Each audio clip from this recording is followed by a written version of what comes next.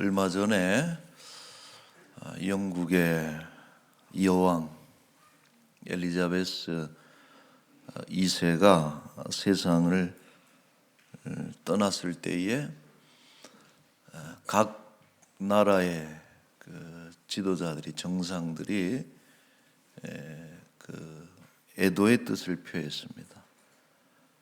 그리고 어떤 나라는 일정 기간 동안의 애도의 시간을 국가적으로 가지기도 했는데, 이 애도문들을 살펴보면은 이 그림은 우리 한국의 어떤 큰 기업이 그 보낸 조문이라 그럴까, 애도문인데, 사진이 아마도 결혼식 때인지 아니면은 여왕으로 즉위할 때인지 아주 참 아름다운 그런 사진입니다.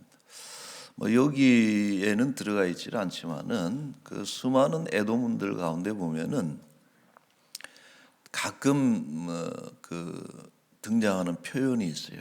뭐냐면은 어머니가 돌아가셨다, 이런 표현을 쓰고 있습니다. 그래서 연세가 96세로 돌아가셔서 나이를 생각하는 것도 또 있었겠지만은, 이 엘리자베스의 리더십이 그 어떤 여성적인 어머니의 리더십을 가졌다, 자상하고 또 따뜻한 이런 지도력을 가졌기 때문에 이제 어머니가 돌아가셨다 하면서 또 슬퍼하는 이런 글도 남겼습니다.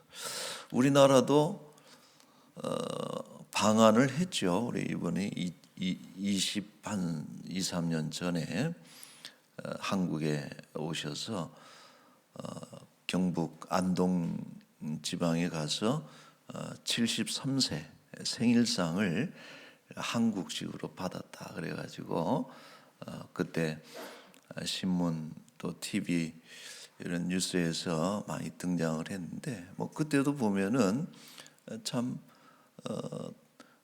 좋은 할머니 같다 하는 이런 느낌을 주었던 그런 인물입니다.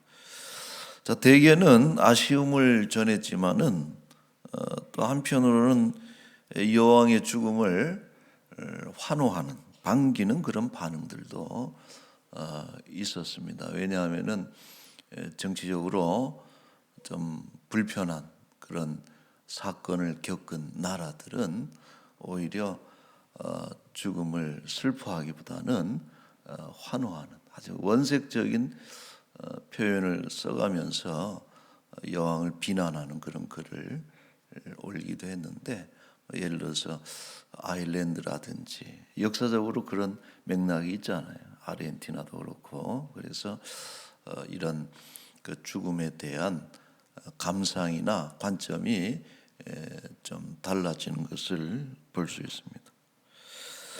우리가 장례식에 가면은 대개는 이제 예배를 드리죠. 장례 예배를 드리고 또 이제 식탁으로 몰려가서 이제 삼삼오오 앉아서 다과를 나누면서 고인에 대한 그런 기억을 소환을 합니다. 물론 유족들을 위로하면서 고인에 대한 그런 추억들을 끄집어내는데, 대개는 이제 그렇게 하죠. 참 아까운 분이 좀 더 사셨으면은 더 많은 일 하시고 또 이렇게 좀 일찍 헤어져서 너무 서운하고 이런 아쉬움을 이제 토로할 때가 많습니다. 누가 그래요? 고인이 돌아가시면은 그 영혼이 하늘로 바로 올라가지를 않고 무슨 얘기 하나 하고 이렇게 슬며시 이렇게 들어보신다 그래요. 그러니까 우리가 돌아가신 분에 대해서 좋은 얘기, 호평을 이렇게 하게 되면은 얼마나 또 행복하실까 이런 생각도 들고, 물론 진위 여부는 우리가 알 수는 없습니다만. 자, 역사상 가장 위대한 죽음을 우리가 꼽자면은 예수님의 죽음이죠, 당연히. 그러니까 인류의 역사에 가장 그 큰 영향을 끼친 인물은 예수님이시고 그분의 죽음입니다. 자, 그런데 이 예수님의 죽음은 좀 그 성격이 복잡해요. 왜냐하면은 만약에 우리가 예수님 장례식장에 갔다면은 뭐 예를 들어서 환영할 수는 없죠. 그 죽음에 대해서 환영할 수는 없지만은 또 그렇다고 아쉽다고 하기에도 맞는 표현이 아니다. 왜냐하면은 예수님은 죽기 위해서 이 땅에 오신 분이고 또 죽으심으로 인해서 온 인류를 구원하신 분이기 때문에. 그래서 예수님 좀 더 오래 사셨으면 더 많은 일을 하셨을 텐데 이런 표현이 예수님께는 안 맞는 것이죠. 좀 죄송하긴 해도 예수님이 죽으셔야 우리가 살기 때문에 이제 그런 표현이 그렇게 맞지 않겠다 생각을 해요. 자, 오늘 본문은 우리는 글로 접했습니다. 그리고 사도 바울은 환상으로 접했지만은 예수님의 그 죽음을 현장에서 그대로 목도한, 그러니까 시작부터 끝까지 예수님이 어떻게 죽으시는가를 뭐 직관했다 그러나요? 그대로 다 지켜봤고 또 어떻게 보면은 그 처형을 주도했던 한 인물, 로마의 백부장이 예수님의 죽음을 평가하는, 예수님 죽음에 대한 그 감상, 이것을 한마디 남겨놓습니다. 39절에 보면은 예수를 향하여 섰던 백부장이 그렇게 숨지심을 보고 이르되 이 사람은 진실로 하나님의 아들이었도다. 여러분, 이 말씀이 예사롭지가 않아요. 우리가 쉽게 넘어갈 수가 없는 그런 표현인데 평범하지도 않고 매우 놀라운 그런 표현입니다. 권력자들의 장례식은 화려하죠. 예를 들어서 중국의 진시황이라든지 또 이집트의 파라오라든지 이런 인물들의 그 무덤이라든지 거대한 무덤이라든지 또 그 화려한 장례식 장면을 보면서 많은 사람들이 그럴 것 아니에요. 진실로 그는 왕이었도다, 왕의 죽음이다, 이런 평가들을 했을 것입니다. 자, 그러나 예수님의 죽음은 어때요? 인간적으로는 어떤 영에도 돌려질 만한 모습이 하나도 없다. 보기에 너무 초라하고 또 부끄럽기도 한 장면이기도 하고 아주 무력한 그런 어떤 한 사형수의 죽음을 보고서 그 안에서 신성을 발견했다. 이것은 놀랄 뿐만 아니라 정말 불가능한 일이죠. 예수님의 부활을 보고 그런 이야기를 했다면 그것은 이제 이해가 가요. 그리고 실제적으로 제자들도 예수님의 부활을 겪고 난 뒤에야 예수님을 하나님으로 비로소 믿기 시작했던 거거든요. 그것을 전파한 것인데 오늘 39절에 보면은 딱 그래요.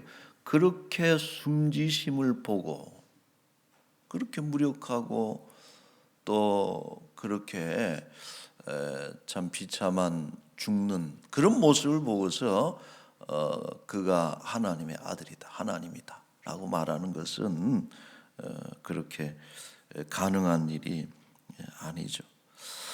자, 그러므로 이러한 영적인 깨달음은 결코 자연적인 것이 아닙니다. 우리가 이해하기로는 마치 베드로가 가이사랴에서 예수님을 그리스도요 하나님의 아들이다라고 고백한 것처럼 이것은 자연적인 것이 아니고 성령의 감동에 의한 그런 고백이었다라고 말할 수 있습니다. 자, 여러분 한 가지 한번 질문을 해봅시다. 여러분들은 예수님께서 그리스도 메시아이시고 하나님이신 것을 믿습니까? 자, 그러면은 그러한 믿음이나 확신이 어떤 근거로 우리에게 이렇게 생겨날 수 있을까? 그 사람들은 예수님의 뭘 보고서 예수님이 하나님이시라는 것을 고백할 수 있는 그런 감동이 생겨날 수 있겠는가 하는 질문을 오늘 좀 던져보는 것입니다. 바라기는 오늘 백부장과 같이 우리가 예수님의 죽음을 묵상할 때 예수님은 하나님이시구나 하는 그런 것을 깨닫게 되는 그런 은혜가 있기를 바랍니다. 자, 여러분, 부활은 하나님의 능력이죠. 그것은 신적인 능력이에요.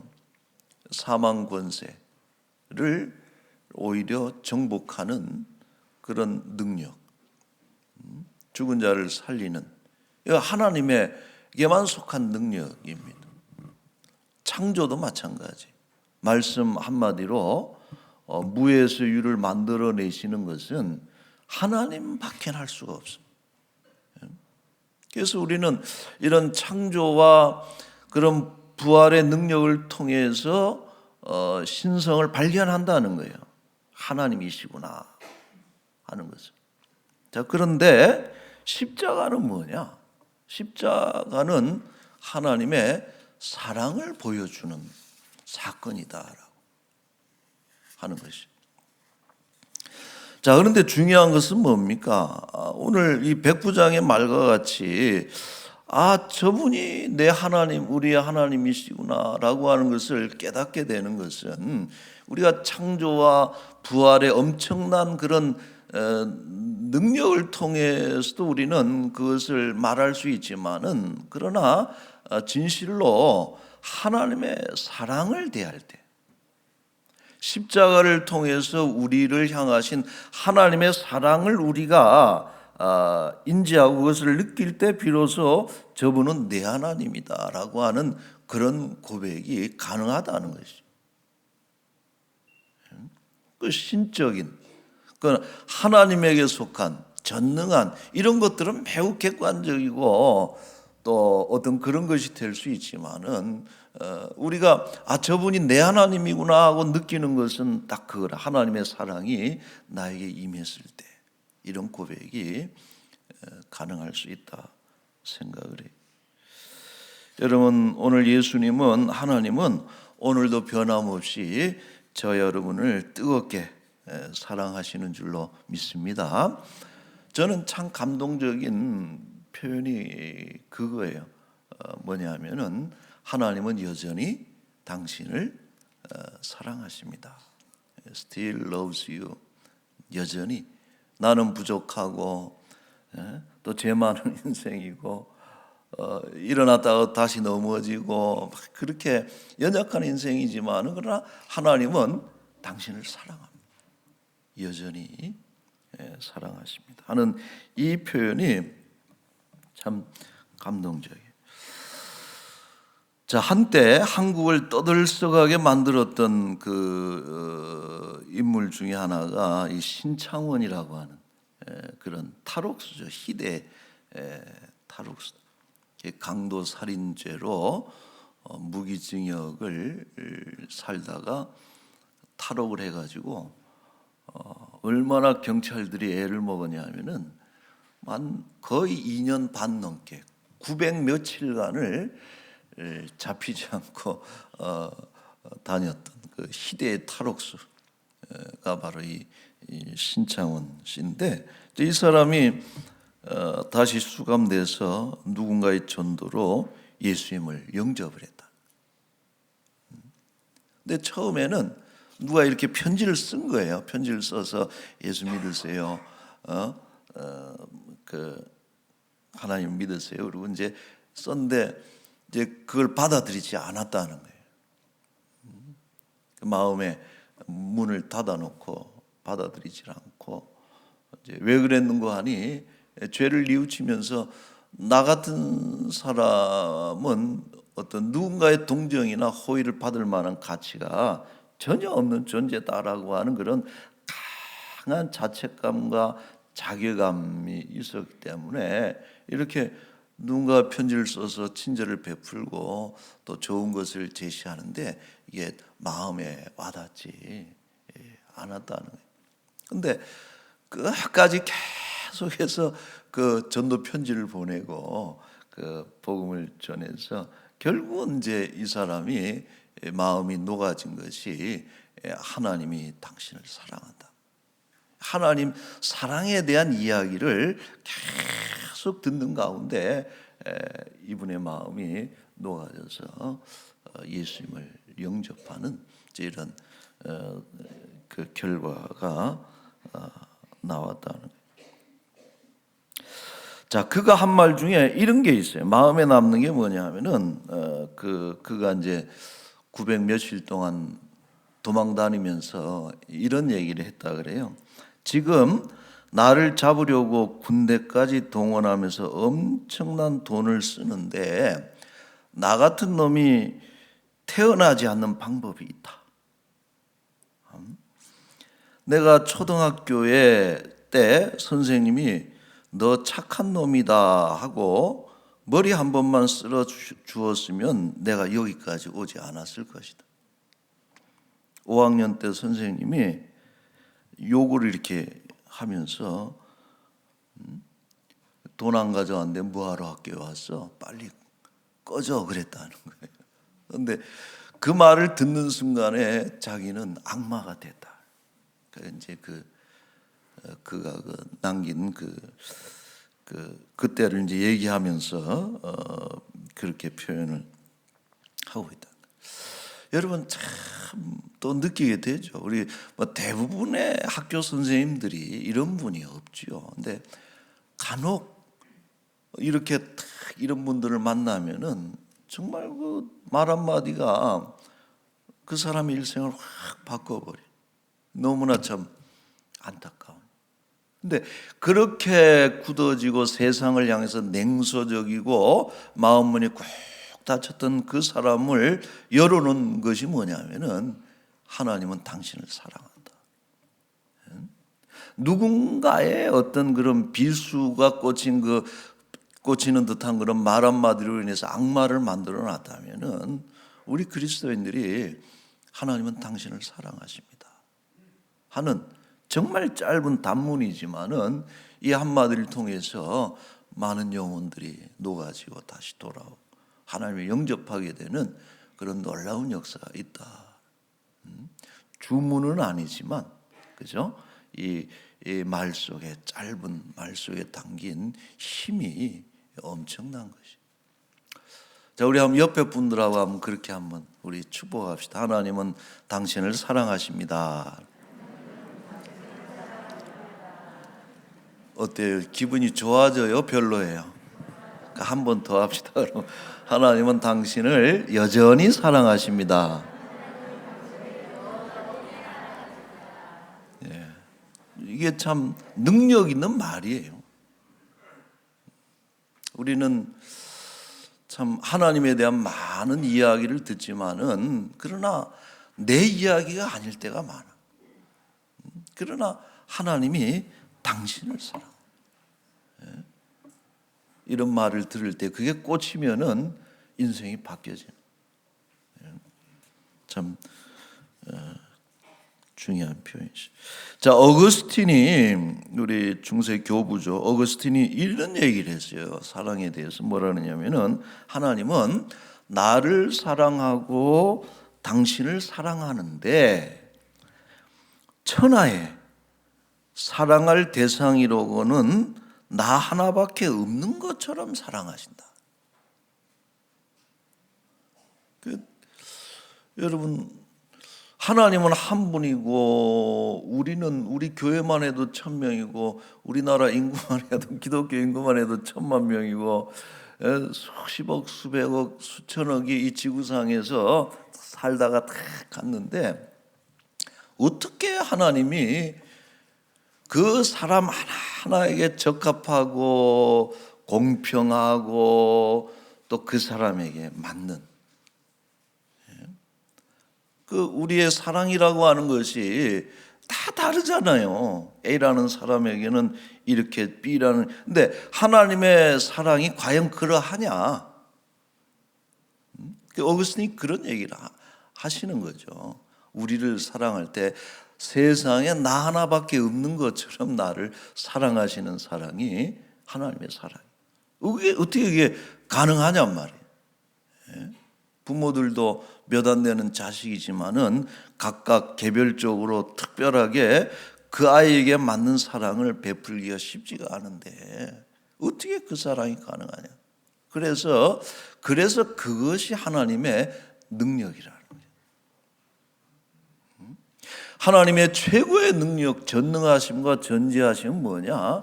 이 하나님의 사랑이 그분의 가장 최고의 능력이다.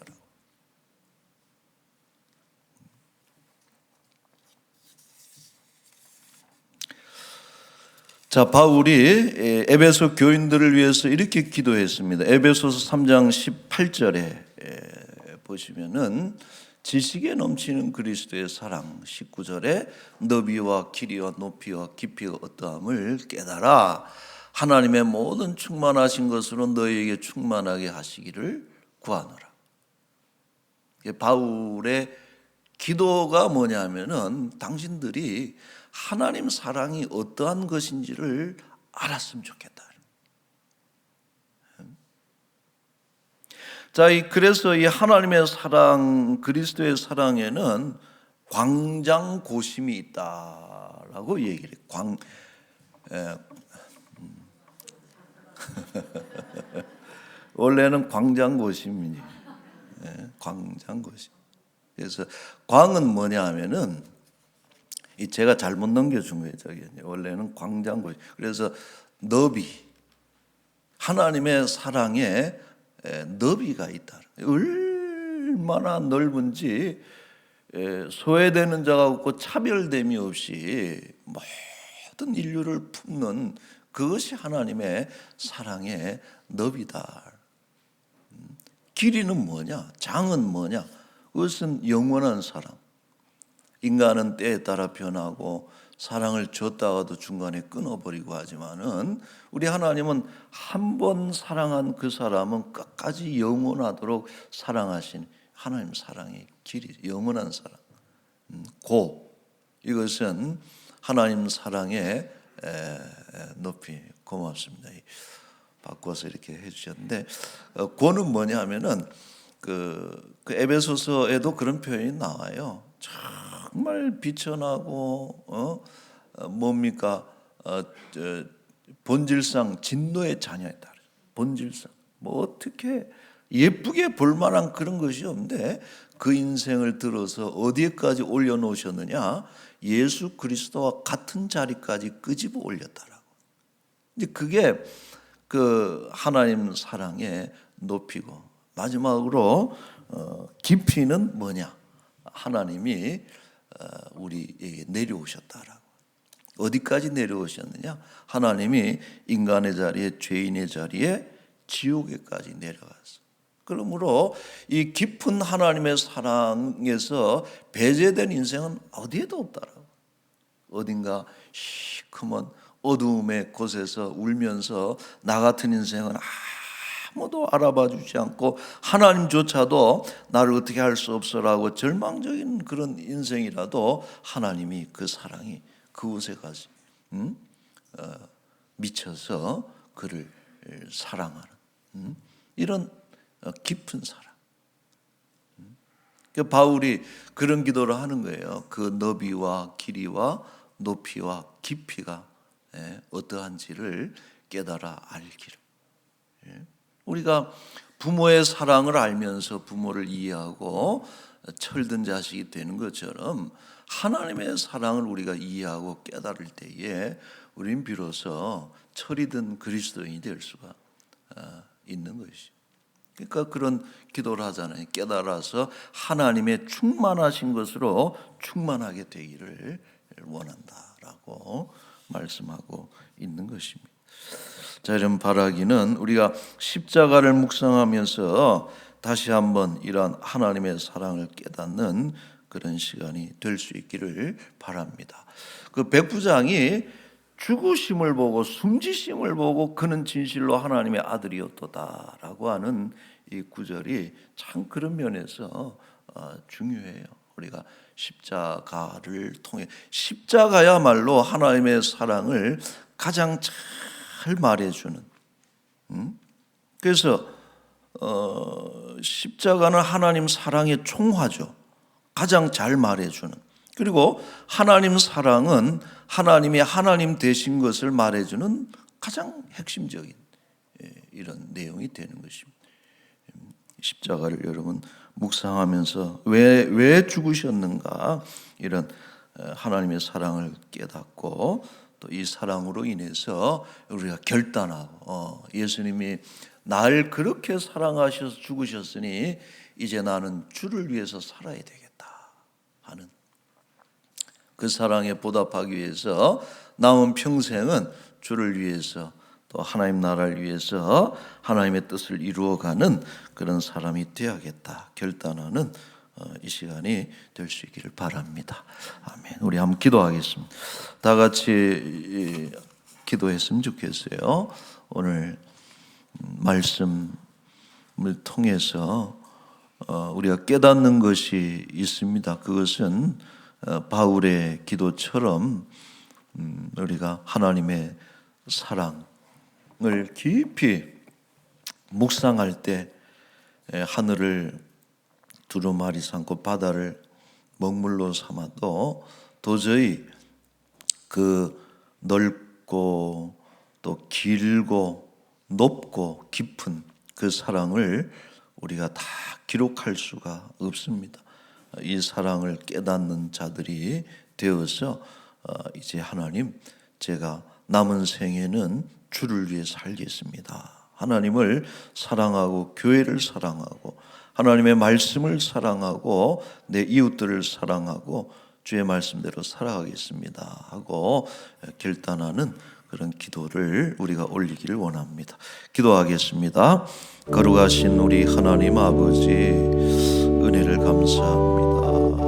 아버지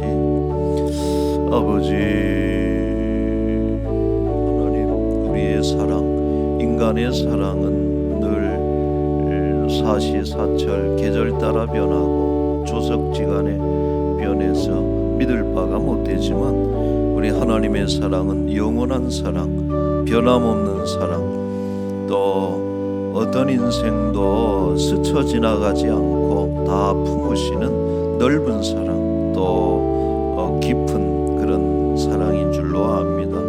혹 우리들 가운데 절망 가운데 아버지 낙심하고 또 힘겨워하는 그런 성도들이 있다면은 이 하나님의 사랑을 떠올리게 하시고 깨닫게 하셔서 하나님의 모든 충만하심으로 더불어 충만케 되는 그런 아버지 하나님 은혜를 허락하여 주시옵소서.